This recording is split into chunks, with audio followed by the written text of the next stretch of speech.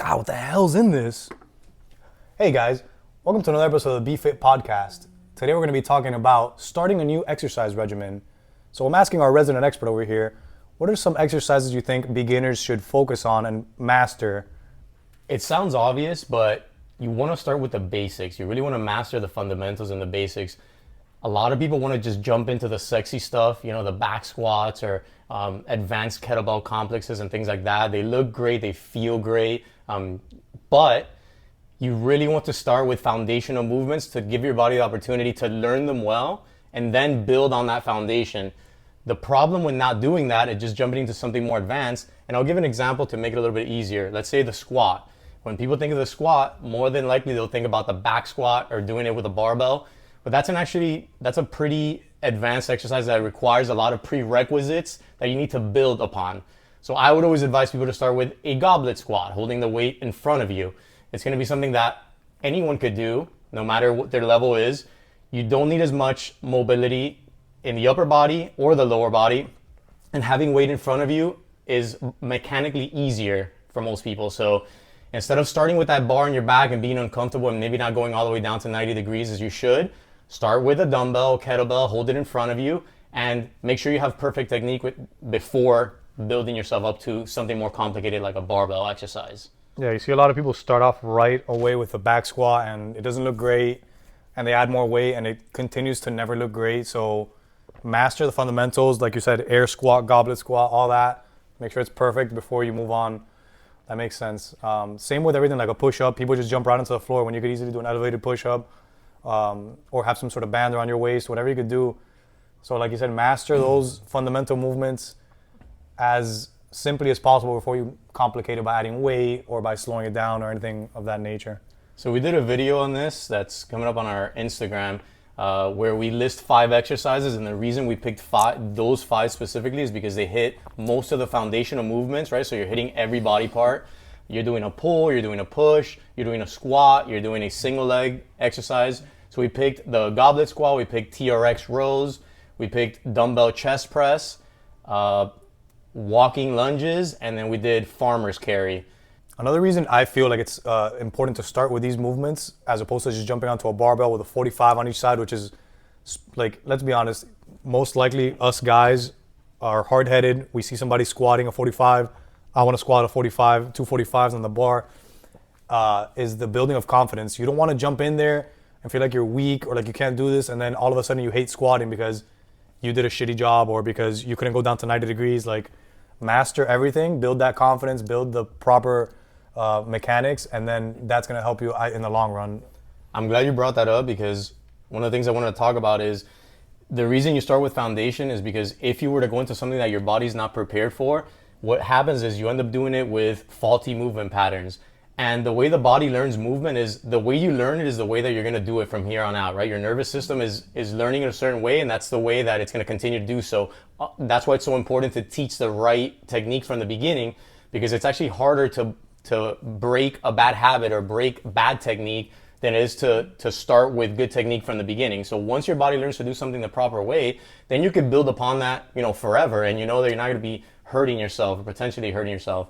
Yeah, like the analogy that I've always heard is the blank canvas. It's easier to start with a blank canvas than something that already has like paint on it, let's say, or like retouching a tattoo. Is much easier to start with a plain arm rather than have to redo a butterfly and try to make that into a dragon, which I'm going to do in our next video. We'll see.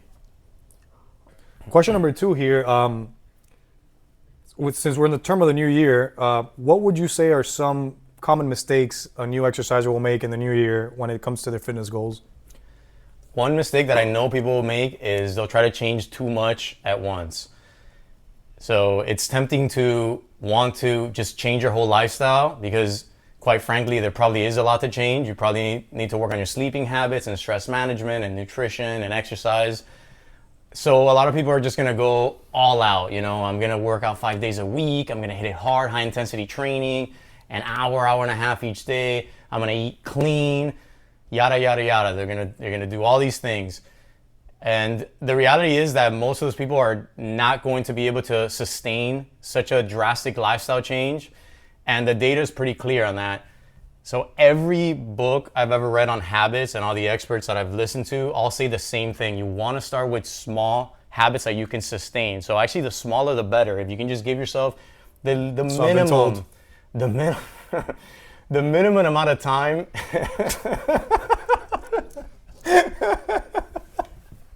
They're lying to you. My big one's hurt. So if you can give yourself the minimum amount of time that you know you're going to stick to, for example, I'm going to do 10 minutes of walking, or I'm going to do 10 push-ups and 20 squats each day. It's a lot easier to stick to that every day or very often than it is to say, I'm going to drive to the gym, go for an hour, drive back, right? That seems daunting. So even on your worst, busiest days, you can do 10 minutes. And that's the idea of it. Build consistency first, prove to yourself that you can be consistent, and then start thinking about designing an exercise program, what's more efficient, optimization, all these things and all these that people tend to harp on. You don't worry about that until you know you're consistent with exercise. Like, prove to yourself that you could do a month, every day, 5-6 days a week, but very, very little changes. An example with nutrition would be something like, if you're addicted to soda, for example, and let's say the rest of your diet also needs work, but you're like, who's he talking to? Instead of changing your entire diet, I would advise you to, okay, how many sodas are you drinking a day? 4? Let's see if we can cut down to 1 for the next week. You cut down to 1, okay, you did that, great. Week after that, let's do every other day, or let's do a soda only on the weekends. Don't change anything else about your diet, because again, doing too much and changing too much eventually leads to binging, cutting it out altogether. You know, if you can't do it for a week, then you completely fall off the wagon, and then it's very daunting to get back on. And that's what happens to a lot of people. So these things are not easy. It's going from something that you're comfortable with, from sitting on the couch to hiking a mountain. It's like, these things are vastly different. You gotta at least start walking before you can get to the mountains. Like going into a kitchen for the first time and trying to bake a souffle. Start with something easier. Like, start with the micro habits, build up to it. And this goes back to your point about building confidence. You have to prove to yourself that you can do this, right? It's a lot harder to prove to yourself that you can climb a mountain. But if I tell you go up that little hill, you can probably do that, right? And if you go up the hill 30 times, you're like, okay, I'm the kind of guy that consistently goes up this hill. I do this. You know? So, cue the song. Oh, running up the hill, running up the building. Banger. What do you think? What's another common mistake?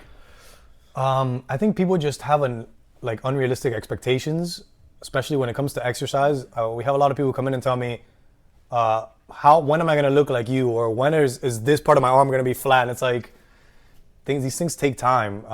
You can't just expect, the new year, I'm going to lose all my belly fat. It's like, that's a process. You got to be honest with yourself. Tell yourself, I'm going to lose a pound a week, something more realistic, as opposed to just jumping right into a huge goal and saying like, I'm going to completely transform my body. Like, that's great to have on the back burner, but you want to start with these little, just like you said, micro habits. You want to do micro goals as well. I feel like that's more, like, you can more easily attain those goals, as opposed to just saying, I'm going to train 5 times a week.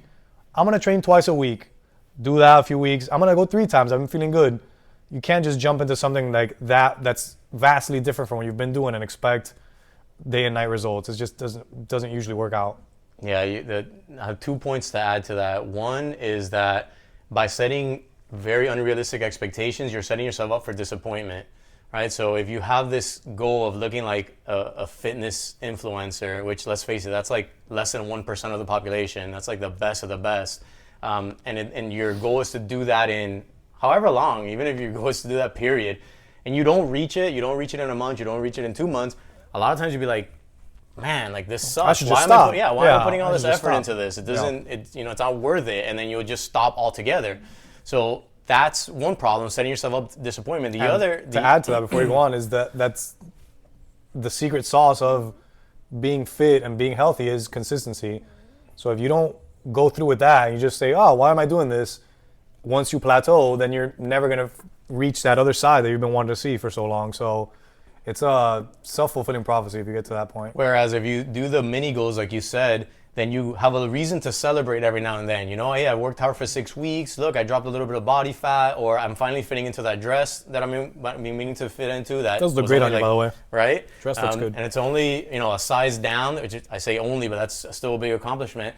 And, okay, that's a win. I'm not where I want to be, but I'm on my way. It's a milestone, and another milestone, but make those milestones small. Little stepping stones to get over the lake rather than just trying to jump all the way across, And then the other thing I was going to say is that's why it's important to educate yourself and to be constantly acquiring knowledge about this, because you should know that it's not possible to lose 10 pounds of fat in a week. Like, it's not actually physiologically possible. It's possible to lose 10 pounds of weight, but that could be water, and it could even be some muscle. So if you know how the body works, how fitness works, how this is supposed to go, then it's a marathon. Yeah, you understand that, okay, well, I can't do that. I can't build 20 pounds of muscle over the summer. So how much did I gain? Oh, I gained 2 pounds over a few months of muscle. That's great. That's actually pretty impressive. How much body fat did I lose?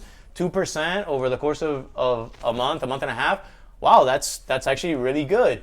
But sometimes people will be like, oh, I only lost 10 pounds. And it's like, have you seen a pound of fat? It's a lot. If you lost 10 pounds of fat, that's a lot of weight. Yeah. So again, just learn, study, make sure that you're not falling prey to a lot of scammers too that'll be like, lose 20 pounds in 5 weeks or 4 weeks or whatever. Social media is terrible for that. People have horrible expectations based on what they're trying to be sold, because that's what they're trying to do to you, is sell you their workout program or their supplement, when really what you should do is look at the science and see what's actually attainable. Yeah, good rule of thumb, if it sounds too good to be true, probably is.